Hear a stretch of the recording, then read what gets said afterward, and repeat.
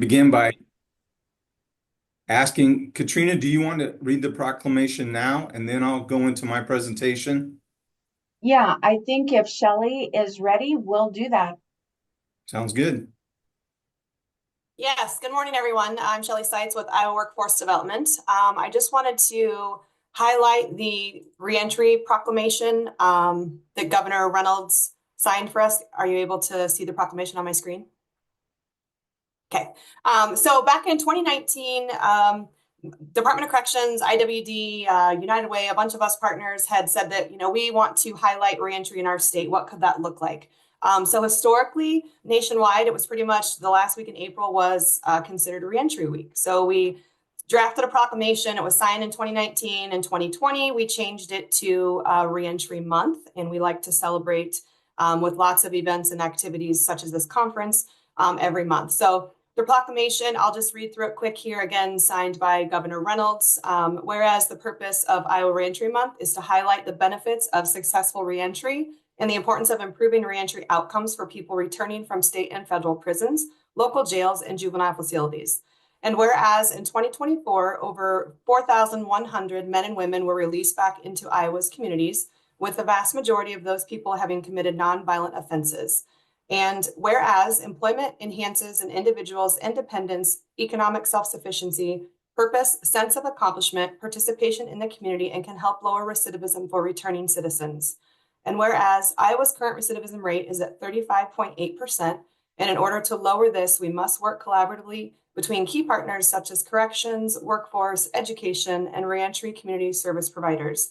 And whereas the state of Iowa recognizes that the economy demands a strong workforce, giving all Iowans the freedom to flourish, including previously incarcerated individuals. Now, therefore, I, Kim Reynolds, the governor and state of Iowa, do hereby proclaim April 2025 as Iowa Reentry Month, and urge all citizens to join in recognizing the importance of assisting previously incarcerated individuals and becoming law-abiding and productive members of society in efforts to reduce recidivism.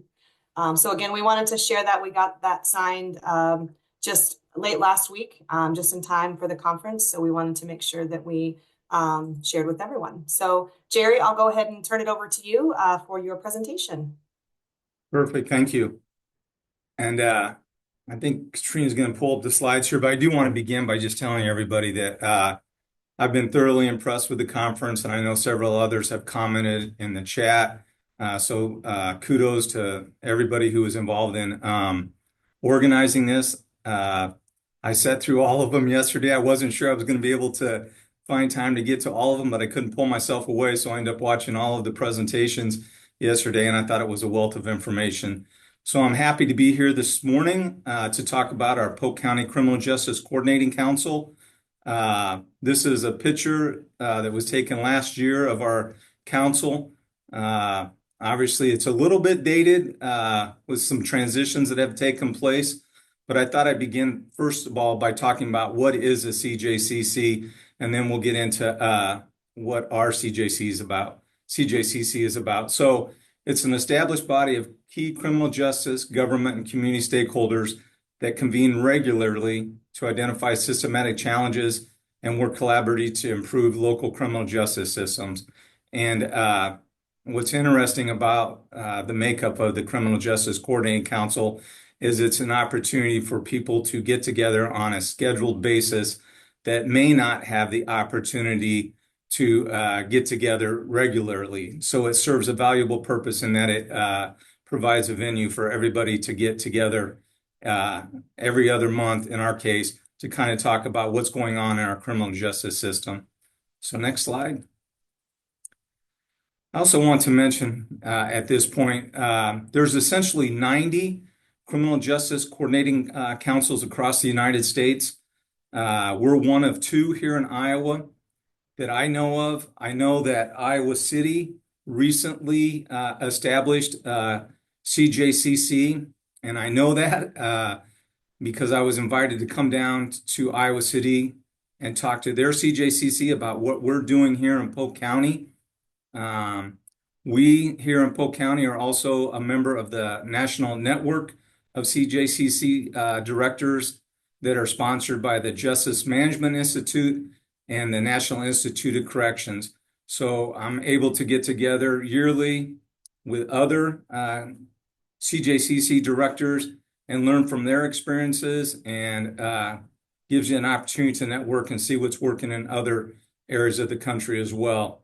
So the guiding principles that the NIC and JMI came up with are to create a criminal justice system that is fair, just, and equitable. It's to collaborate, build consensus, and share responsibility. And I think that shared responsibility is a key factor in the success of criminal justice coordinating councils. You know, we went through, when I was the director of the 5th District, implementing the public safety assessment. And I think we were successful in implementing the public safety assessment because we had all the key stakeholders at the table talking about, you know, what the risk, so to speak, were in implementing the public safety assessment. And we got buy-in from everybody. And again, it was a consensus. It was a shared responsibility. The next thing is to pursue innovation and evidence-based solutions. And I'll kind of talk about here in a minute the work that we're doing in that area. Embrace transparency and accountability. Our meetings are open to the public. We send out invitations. We usually have about 40 people in attendance at our meetings. I shared the link to our website, the CJCC website. And if you go onto that website, it provides a calendar and location for all of our meetings. Next is to think strategically and systematically, utilize data and research, and that's what we've begun to do, and inform and involve the community. I've had the opportunity to present a couple different times to the community with County Attorney Kimberly Graham to talk about what justice looks like here in Polk County. I've also had the opportunity to speak at 2 NAACP conferences, one in Omaha, and then I spoke at the Justice and Disparity Conference put on here at Ankeny. Those of you who know Betty Andrews, Betty is a regular attendee at our CJCC meetings, include diverse perspectives in all aspects. And then some of the larger things that are kind of the key elements are to communicate and share information, enhance safety and trust, and maximize existing resources and taxpayer funds. Next slide, please. So the National Institute of Corrections and JMI did a survey of all of the stakeholders involved around the country with their CJCCs. And these were the results of their survey. The areas that had a CJCC, 93% of them said it improved communication, 92% said it improved cooperation, 94% said it created system efficiency, and 91% said it was an important role in their community. So I think by looking at these numbers, you can tell the value of the CJCC work. Next slide, please. So this is our CJCC and how we're made up. You know, with the update of our bylaws, we added 2 new members after I became the coordinator. One is federal probation. So the chief currently of federal probation is Dan Carapresso, and Dan is a part of our CJCC. And I will just tell you, in the conversations that I had with Dan, and Dan has already presented at one of our CJCCs, their office was kind of a silo. And again, that's the other value of the CJCC is we're trying to break down silos. But their office was kind of a silo, and they did not really, he didn't, and you know, obviously his staff and myself as a former federal probation officer understand all the services that were available in Polk County. So by him being a member on our CJCC, he's been exposed to all kinds of different stakeholders and services that are available here in Polk County. He also was so impressed with the work that they were doing at the Polk County Jail. And Randy kind of talked about the things that they're doing with St. Vincent de Paul at the Polk County Jail, that he has arranged a tour for federal judges to go to the jail and see what they're doing. But all of the individuals that are on this list here are on the list based on their position, not who they are. So the makeup is, the key stakeholders in Polk County: the sheriff, Des Moines police chief, the chief judge, public defender, Polk County attorney, the board of supervisors, the district director for the 5th district DOC. And my background, when I was the director of the 5th, I also was a part of the CJCC. So I've been connected with the CJCC for over 9 years. Juvenile court officer, chief juvenile court officer for the 5th, and so on and so forth. I would like to add that we also added a position for a person with lived experience, and also the superintendent for the Des Moines Public Schools. And I don't know if Tracy Grip is on right now, but Tracy is our person with lived experience that serves on our council. And Tracy works for Full Circle Recovery. And she's been excellent. And that was a key component that was missing from our CJCC, was having somebody with lived experience kind of tell when we discuss different topics, what it felt like for them as they managed to go through the system, so to speak. And then Tracy also serves on one of our subcommittees. Next slide, please. This is kind of the decision model. Again, this comes from the work that JMI and NIC put together, but it kind of outlines, the process for establishing Criminal Justice Coordinating Council and what the work that's involved in operating one. So it's really just getting key decision makers together, establishing an executive committee, officers, committees, and work groups. The data piece is really huge. And I think obviously we're in an era now where data is more readily available. But what we discovered within our CJCC, again, was just the silos of data. The Des Moines Police Department might have some data. The Polk County Sheriff's Office might have some data. The Altoona Police Department might have some data, for example, but none of that data is integrated anywhere where we can kind of look at it as from a holistic view. So we're trying to work on that through our strategic plan. Then obviously you need to get community involvement and then have a dedicated director. Next slide, please. So I want to kind of give a brief history of our Criminal Justice Coordinating Council. It was formed in 2008, and that was in coordination or conjunction with Polk County opening up a new jail facility where the jail is presently located. The leaders in Polk County were concerned that they build a new jail because of the overcrowding in the old jail, and then they build a new jail, and all of a sudden, 5 years from now, the new jail is full. So they formed a Criminal Justice Coordinating Council with one of their primary goals of managing the population inside the jail. The bylaws were established in, they've since been updated.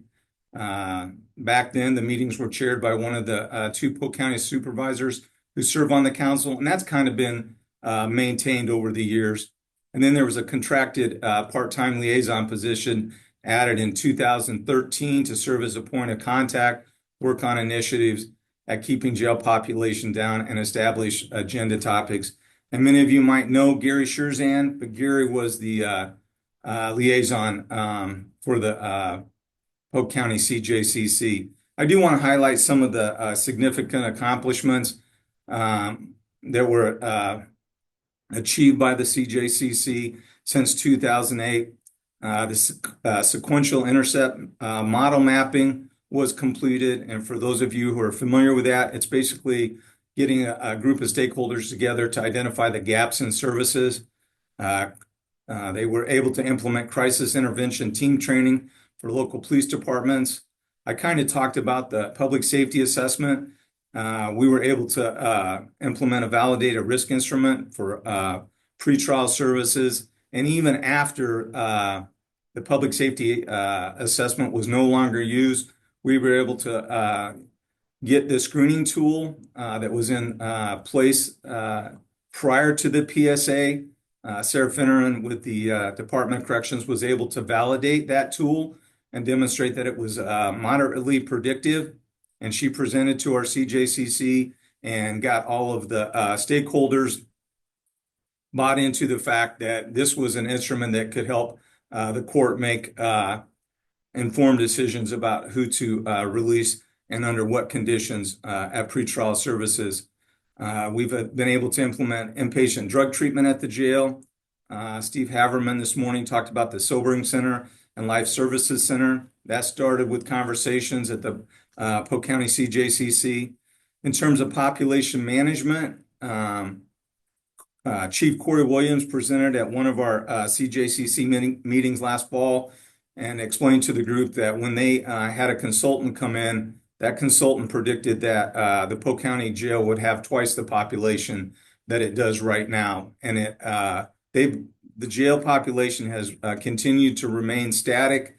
I give a lot of credit to the stakeholders that are involved with the Polk County Jail, including the 5th District Department of Corrections and their pretrial services operation. They do a great job.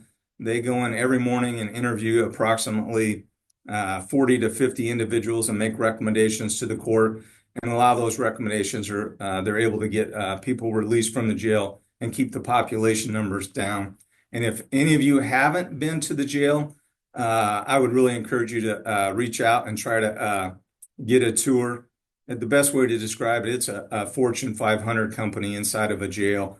There are so many programs and services that they provide along with security. It's not, three hots and a cot, as the saying goes. They're working with the individuals, trying to get them reintegrated back into the community as well. The CJCC was able to establish a crisis stabilization center for adults and children, community-based crisis stabilization program for just adults as well, an additional one, a resource and referral line, and then the mobile crisis response teams. And I don't know how many communities have a mobile response or mobile crisis response team, but we also have a meeting with law enforcement and those involved in public health every other month, and we talk about how the mobile crisis units are performing and try to work through any of the barriers. But it's basically a deflection opportunity. A police officer, somebody calls in to a call, a police officer accompanies a social worker, and they try to diffuse the situation and decide, really, is this person better served in an additional way other than arresting them and taking them to jail? So there's a lot of work that's been done in that area as well. Next slide, please. So basically in the spring of 2002, when I was the 5th District Director, the supervisors asked the question of, what's next? Is there other things that we can be getting involved in that we're not aware of? And they asked, if there was anybody that they could bring in who had experience with criminal justice coordinating councils to kind of do an analysis and an assessment of our CJCC.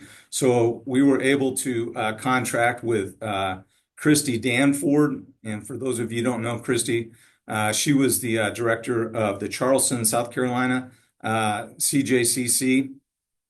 They were funded through a MacArthur Foundation grant, and they became the leader in a lot of ways with CJCCs. So Chrissy was contracted to come in and give feedback and provide recommendations for how we could continue to advance the work of our CJCC.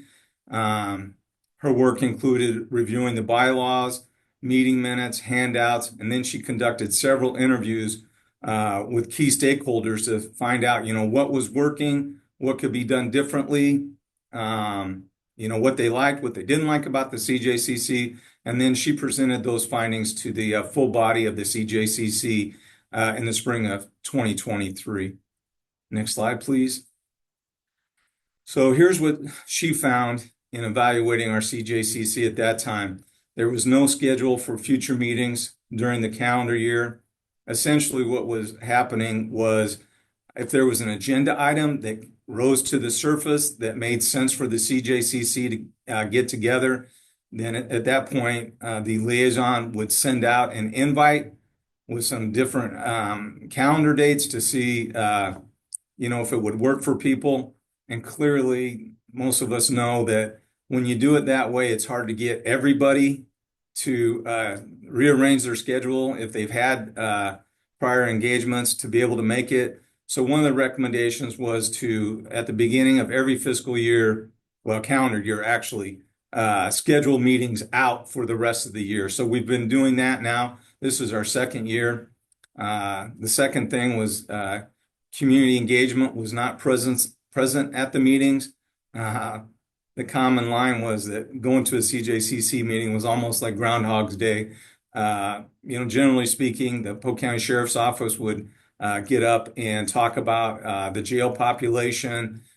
Fifth District would get up and talk about pretrial operations, and then there might be somebody from Bridges or some other organization. But we really didn't get into any key issues, or not very many key issues, like I said. So there was also a lack of coordinated data that I kind of talked about with the silos. There was no strategic plan, and there was no full-time staff dedicated solely to the CJCC. And having a full-time dedicated staff is one of the principles of the national standards for CJCCs. Next slide. So based on Christie's assessment of our CJCC, we began to make changes. Full-time coordinator was hired in September of 2023, which is me. Our bylaws were updated in the spring of 2024. A strategic plan was also, a 2-year strategic plan was also implemented in 2024. And then I'll talk about our jail dashboard here in a minute, but we began the process of actually working on data in Polk County and trying to figure out how we could begin using data to help us make decisions. And then we implemented 2 subcommittees in the summer of 2024. And I want to talk about them real briefly. So the 2 subcommittees that we put together, the first one was a mental health subcommittee, and the second one was a deflection and diversion subcommittee. Each committee has a representative from the council as part of the committee. In addition, each committee is made up of content experts. So for example, on the mental health subcommittee, Sergeant Lorena Garcia is the chair of the mental health committee, and Sergeant Garcia leads the Des Moines Mobile Crisis Unit. She is on the front lines every day and has a wealth of information and experience to draw from when talking about mental health issues within the criminal justice system. We also have invited different stakeholders, very similar to this meeting in some ways, just trying to get information out to everybody who's on this subcommittee about what's available in the community. So for example, last month we toured YSS in downtown Des Moines, as well as the Ember Recovery program up in Cambridge. In fact, if anyone's interested, Andrew Allen, who's the CEO of YSS, he will be speaking at our next CJCC meeting on May 13th. The second subcommittee that we put together is a deflection and diversion subcommittee. And our primary focus with this subcommittee was really about trying to figure out ways to deflect youth from becoming connected with the criminal justice system. Our primary goal with this subcommittee is to try to strengthen that. We know that approximately 55% of justice-involved youth end up in the adult correctional system. Moreover, I mean, it's staggering. The high school graduation rates for youth who are part of the criminal justice system are really woeful. It's sometimes research shows that it's around only 16 to 20% of youth who get embedded in the criminal justice system ever graduate from high school. One of the things that we really discovered as part of putting this subcommittee together was that there really is a lack of treatment resources for youth in our community. And there's a myriad of reasons why. A lot of it has to do with insurance. And there are a few, but there's not very many. And one of the things that really I want to highlight, we have the chief of the Altoona Police Department as part of our deflection and diversion subcommittee. And they deal with families who are struggling with youth and they don't know what to do.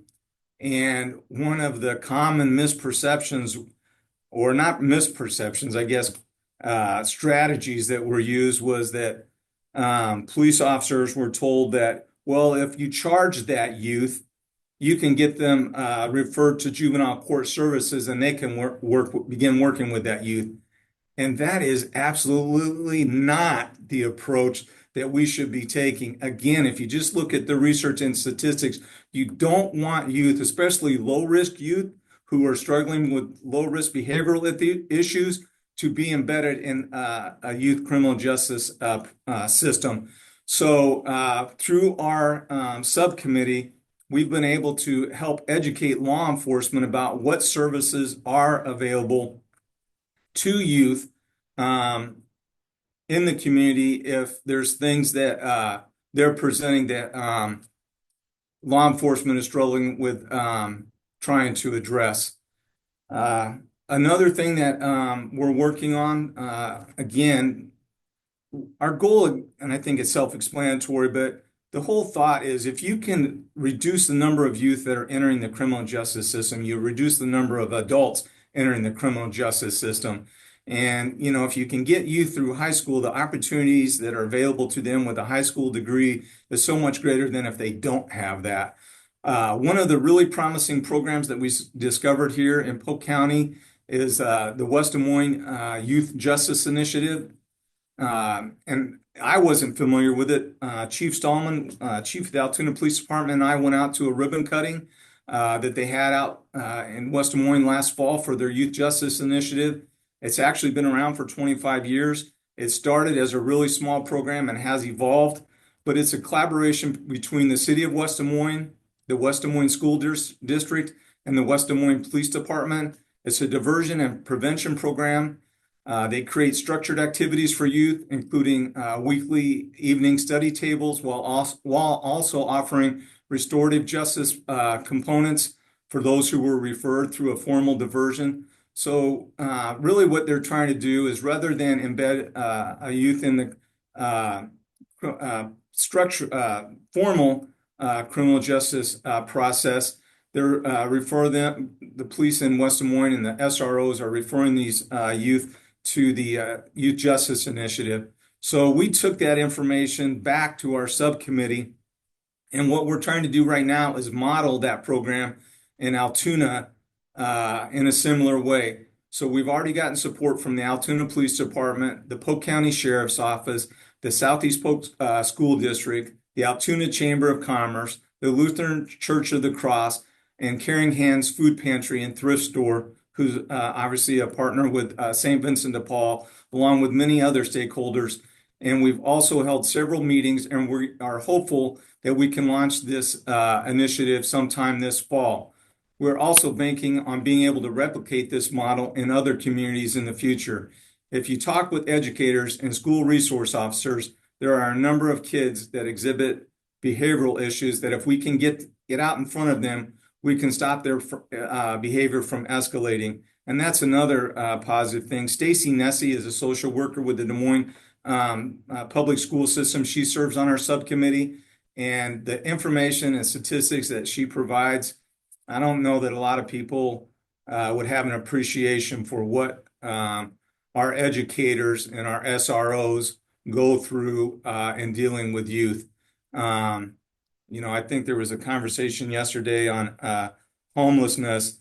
There are over 400 students in the Des Moines School District that are considered homeless.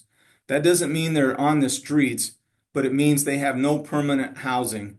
So, you know, what we're hoping to do with our Youth Justice Initiative that we're trying to get going in the Southeast Polk School District is to try to be a resource center, as well as working with the youth, try to provide these youth with some structure, trying to provide mentorships to these youth, and really just being a resource for them. And then lastly, one of the things that we're also doing with our Deflection and Diversion Committee is we are working on organizing a community warrant resolution clinic to be held late this summer.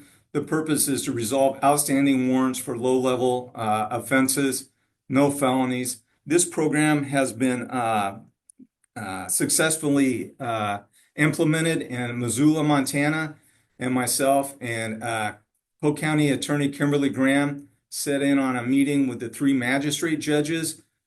They were public defenders and they ran for office, and they all three got elected as magistrate judges, and they had some ideas that they thought they could implement from the court perspective to help the criminal justice system. So they started a shelter court, is what they call their initiative in Missoula. And one of the key components of that is, again, this warrant resolution clinic. So we're hoping that we can help individuals who have outstanding warrants, things like failure to appear, traffic tickets, and those things, get those warrants squashed or resolved so that they don't have a fear of getting arrested later down the road. So it's through the CJCC and the partnerships that we're able to work on initiatives like that. Next slide, please. So in our effort to begin trying to collect data, we started talking about where data was being collected. And one of the most obvious places was the Polk County Jail. And again, they have for lack of a better description, a robust data management system, the jail management system. And again, as one of our key missions of the CJCC is to assist in making sustainable data-driven improvements to the Polk County criminal justice system by developing innovative solutions to challenges and collaborating with stakeholders. The CJCC aims to achieve coordinated solutions for the criminal justice and juvenile system. CJCC strives to improve public safety, uphold justice and responsibility, and obviously save taxpayer dollars. So next slide, please. All right, so this is how this all got started with this jail dashboard, and I'm really proud of how it all turned out, and just again, the collaborations that went into it. So it began by having a conversation with Sheriff Snyder and his team around the concept of building a jail dashboard, and they were all in from the very beginning. From there, we applied for a grant through JAG Byrne for the development of a dashboard. And interestingly, I don't know that until you have a product to show somebody, they know exactly what you're kind of envisioning. But thankfully, Dennis Wiggins with the Iowa Department of Drug Control Policy and his team understood what we were trying to do, and so we were awarded a JAG Byrne grant to begin building our dashboard. I then began reaching out to several vendors to talk about building the dashboard. We decided to go outside Polk County to build our dashboard, and again, it's a time issue. If you're obviously contracting with somebody, you're a priority for that organization. So we felt like if we contracted with somebody, it would help expedite the process. Then we began the process. Again, this was all new to me too. Like I thought we could just contract and start collecting data, but we had to end up executing data use agreements between the parties, and then having those data use agreements reviewed by the Polk County Attorney's Office. And then ultimately they had to be passed by a resolution through the Board of Supervisors. So Katrina, if you could show the jail dashboard product.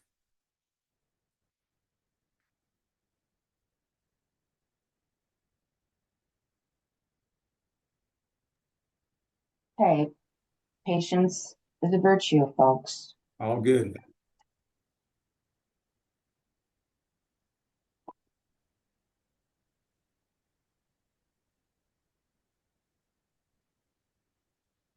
Perfect.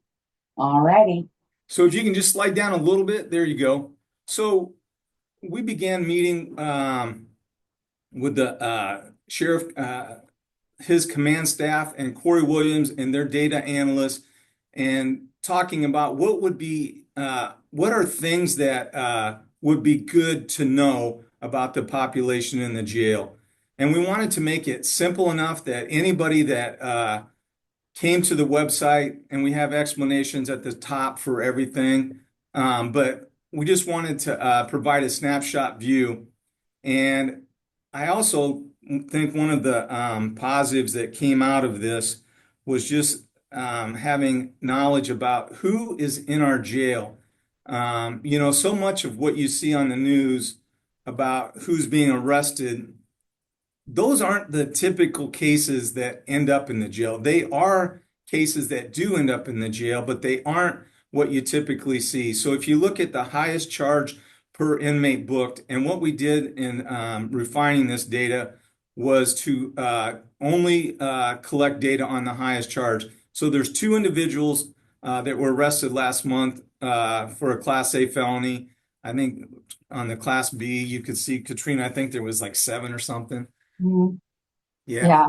Yeah. So we do a really good job. We live in a safe community, I guess is the point I'm trying to make here. Our law enforcement do an excellent job. And a lot of the cases that you see going into jail are our simple misdemeanor, serious misdemeanor, aggravated misdemeanor. And then the next question is like, are we holding on to people? Well, if you look to the next chart there, it shows the average length of stay. And, of the 426 that are getting booked in every day, 50% of them are released within 24 hours. And another percent are, 178 individuals. So almost close to what would that be? 978 individuals are getting out within 1 to 3 days. So the population in the jail is turning over every 3 to 4 days. And, the significance of being able to see how long people stay in the jail is we know that every day that a person remains in jail increases their likelihood of recidivism in the future. So again, it was kind of talked about with the public defender yesterday. When somebody's held in jail for a period of time that's longer than a few days, all of those protective factors may go away. Their job, their house, they fall behind on bills. And we also know that 90% of the individuals who are booked into the jail remain in the community after sentencing, meaning they get probation or they're discharged from the jail. So we don't want to create all of these instability factors if we can avoid them, because we know they're going to be staying in our community at some point in the future. So this data helps us look at, how long people are staying in the jail. And then if you can keep going down, then I'll answer a few questions. This is the population, and it's like I talked about earlier, it's a pretty static population overall. And then the most common booking charges, Katrina, there you go. I just want to point out that violation of probation is the number one booking charge at the jail, and that is not uncommon. I've done a lot of research in looking at this project. This is the only jail dashboard in Iowa, and it's only one of a few across the United States. But the ones that we were able to look at for inspiration included top charges, most commonly booked charges, and violation of probation shows up on a lot of them. It also speaks to the fact that our courts, everybody knows throughout the process, you're basically absorbing some level of risk and trying to make your decisions. At pretrial, the judge is trying to figure out, is this person somebody that I can release safely back into the community? What's the risk if we release this person? So all along the way, risk is being absorbed. And one of the nice things, for lack of a better term, I guess, is there are a lot of individuals who get the opportunity for probation in Polk County. And so you're probably going to see more violations of probation because probation is an alternative to incarceration. You could, in theory, reduce your violations of probation by not giving anybody probation. Instead, you would be putting them, you would be incarcerating them. So we look at that, and then what we're trying to do in the future now is say, okay, we know that violations of probation is one of the more common charges. So what level of offense is commonly associated with somebody who violates the terms of their probation? Is it a simple misdemeanor, aggravated misdemeanor?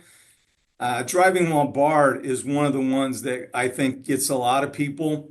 And I don't know, we've talked about this endlessly about what you can do. The county attorney's office does have a license reinstatement program. that gets them on a payment schedule, but there's also the DOT. There's also insurance issues. You know, might be able to get your license back, but are you going to be able to afford the insurance? I know that I've looked at what they're doing in Kansas, Douglas County. They're working with the United Way on trying to help individuals pay off fines and fees to be able to get their license back. Also, Kansas Legal Aid is trying to work with individuals to try to get their license back. Research shows 8% of the people with a suspended license drive regularly. The other charges up there that you can see are public intox and then OWI. So alcohol and they all kind of intersect at some level. So the violation of probation, we need to find out, and we're hoping to get some more information. Is like, what level of charge are the individuals that are being booked in the jail on this? And we did work with Director Dix and Assistant Director Mike Brown last fall to streamline the process for people that are coming into the jail for probation violation. Mike did the research and found that a lot of the individuals who were being booked, it was like 75% or more, were actually continued on probation. So they were getting released back into the community. So we really worked on trying to figure out how we could identify those individuals better so that we could get them in front of a judge sooner so that they weren't waiting 2 weeks for their initial appearance for their probation violations.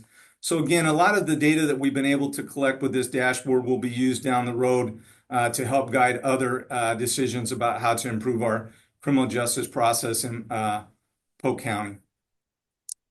I don't know if we want to, does anybody have any questions about this before we go back to the ending slides?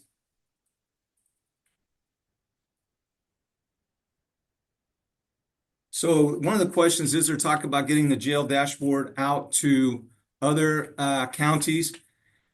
And is there anything that tracks juvenile data? So we are in the process of working on a build out of the jail dashboard with the county attorney's office on prosecuting data. And then we would also like to do the same thing with juvenile court services to get the justice data.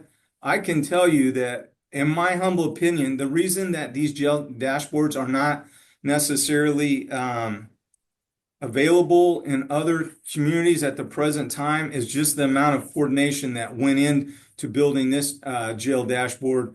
When I think Katrina might have been there when we gave a presentation at the CJCC to talk about all the individuals who assisted in getting the jail dashboard built. It literally was 15 people. We had the CJCC, we had the sheriff's office, we had the county attorney's office, we had Polk County IT. We had to work with Data Lake and their team to. So it's possible, but again, I think that's the value of having a CJCC is because you do get that coordination of various stakeholders working collaboratively on a project. So the hope would be that others, we have the template, if you will, if others are interested. But again, a lot of counties in Iowa, I think, might be too small to be able to devote this kind of time. We literally were on calls with Data Lake House 3 times a week in the morning. You would think that data extraction would be pretty easy, but we discovered that there were hiccups along the way.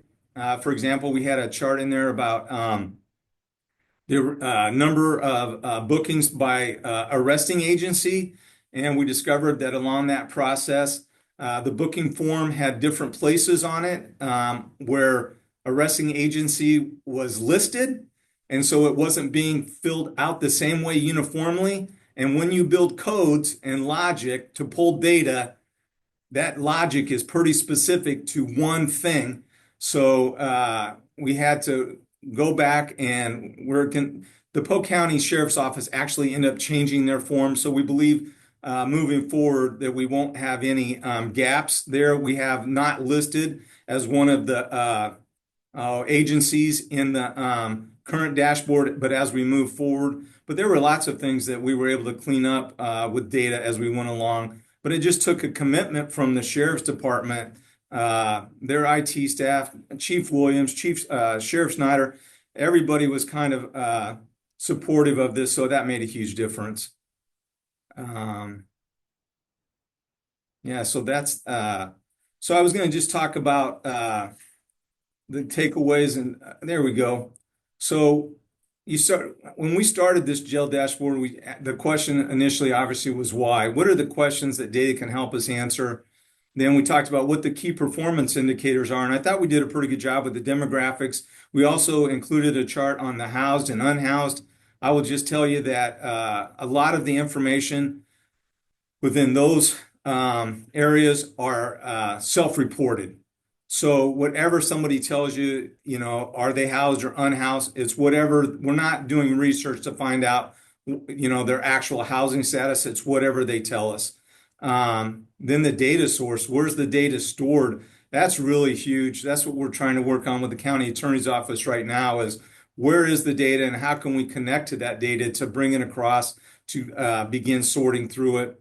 Then building the source codes. I learned so much about SQL that I'll never be able to use, but it's interesting to learn how things have to get joined, they have to get separated, they have to be connected in order to get what you're trying to, most serious offense by race, more serious offense by gender, so on and so forth. And then the key component at the very end of this, honestly, the sheriff's department was adamant about this.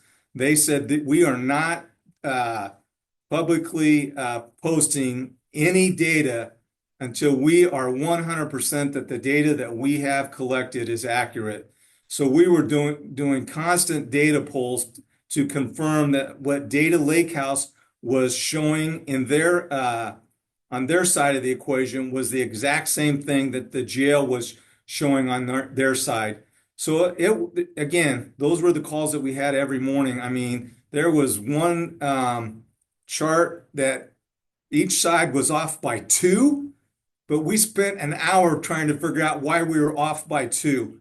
But again, that was the guidance that we received from Sheriff Snyder. So we worked really hard to make sure that all of the data that we have in that dashboard is accurate. Next slide. So my key takeaways from all this is that I talk to people all the time about being curious. The concept is a beginning. If you can come up with something that you think would be interesting for people to know, and a lot of times it's just something that you would be interested in knowing, start with that and then begin the process of talking with stakeholders. One thing I learned through this process is that there were times that I could offer my experience and guidance, and there were other times I didn't know nothing. So, sometimes you're going to be an expert, and other times you're not going to know anything about what's going on, and you just have to accept that that's how it has to go. Roles are always changing. Like I said, sometimes you might be the leader, and sometimes you're just. There were several times where I just logged into a call and I didn't say a word because I didn't know enough to know enough. You have to have a commitment, and you have to be flexible. The people involved, just like this, everybody on this. Anytime you're working with a group of people. People are busy in their professional lives, and you have to be flexible with what they have going on and then try to arrange times that it works for everybody. And then expect challenges. If it was easy, everybody'd be doing it, as they say. But when things are a little bit difficult, it adds to the sense of accomplishment. So I felt really good about what we were able to do with this dashboard. I feel really good about the things that we've been able to accomplish with our CJCC. And again, it's more about just getting a group of stakeholders together and having a shared commitment that we're all in this to try to make our system and our community better. So there's just a few more things about the jail dashboard. And so if there's any questions that anybody has.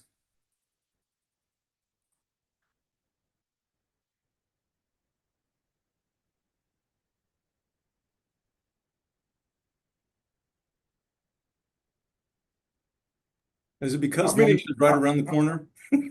How many paid staff do you have that's working on this? Because that sounds like a lot of behind the scenes work and data and calls. Like, do you have just how many staff do you have, I guess, kind of working on that?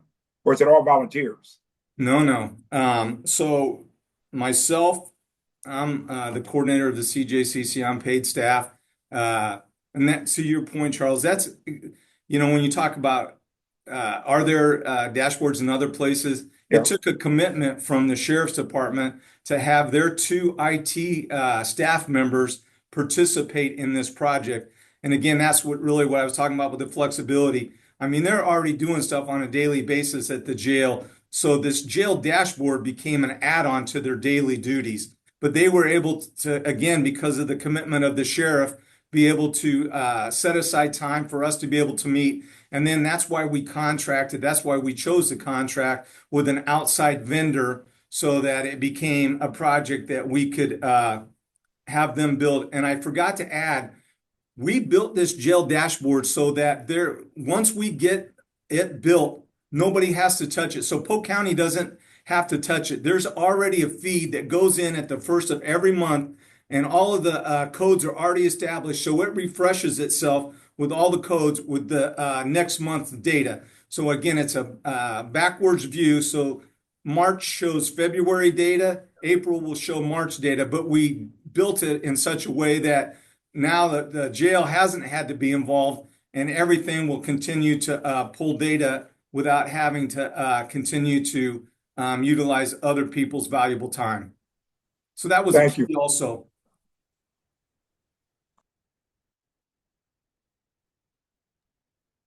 Jerry, there was a question about the dashboard. Is this charge at arrest data or once convicted? No, it's just booking data. So whatever the most serious charge was at booking. So if somebody got booked for Class C felony, but then had a bunch of misdemeanors, we didn't use the misdemeanors. We only sorted data based on the top charge. So it's not convictions. It's just what they were booked into the jail on. Okay. There's another question. Is the West Des Moines Youth Initiative Polk County only? And Luke helped find the answer to that. But is that program, are the youth considered 14 to 24 years old in that youth program? Yeah, it's interesting, and they do a phenomenal job. So there's two components to it. One of them is preventative, and one of them is dealing with the diversion. So the way that Jennifer and Ashley operate the program, if there's a sibling that's 7 years old, they can come to, I forgot to mention this piece, 2 nights a week, Tuesdays and Thursdays, from 6 to 8 p.m., they do a study table and they bring the youth in, and there's usually 60 to 70 youth are involved in this. They have vendors that provide food for the youth that show up, and then sadly or graciously, they order food that kids can take home. So, because several of the kids that show up are food insecure, so they want to make sure that there's food available for them to take home to their siblings, but they are allowed to bring their siblings with them. And Jennifer said they haven't had any problems. You know, they're supervised through the whole process. But the program in and of itself starts at middle school and then goes through. They even deal with a few youth that are 18 and over through their program because they got started at 14, but they're still connected to the program.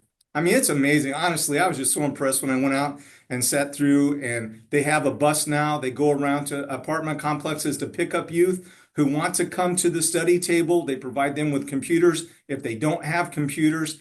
And again, Jennifer will be the first to tell you, it took them 25 years to get to this point.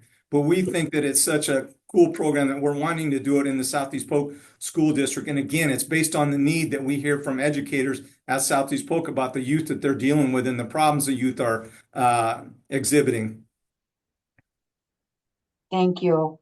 Charles is wondering, do you know if there's talk of getting the jail dashboard in other counties? And also, do you know if there's anything that tracks juvenile data? We hope to get to that at some point. Again, it's I don't know what you would know, Katrina. It's not CJJP anymore. It's something, data's in the title. Yeah. The new agency. So we're talking with them about, can we get Polk County only youth data? And again, just a few of the key performance indicators. That's what we're trying to do with the county attorney's office. Length of sentence. The real big one for the county attorney's office is time to disposition. We don't want cases languishing. We want to try to figure out what is the median time to disposition in Polk County for a case. Obviously, your homicide cases, you don't want to, they kind of skew the numbers because they take longer for both sides to be able to litigate. So, but yeah, we're working on getting the data. It's just it's one step along the way, each step. Sure. Thank you for that. And Jesse at Kingdom Livings said he has a plethora of speakers available for the youth programs, and that is where his journey started. And YOP would love to help. That reminds me, we are always looking for suggestions for next year's reentry conference. So I won't steal Luke's thunder, but youth might be something that we want to look more at. But thank you, Jesse, for that. Any other questions, or have I missed anything for Jerry?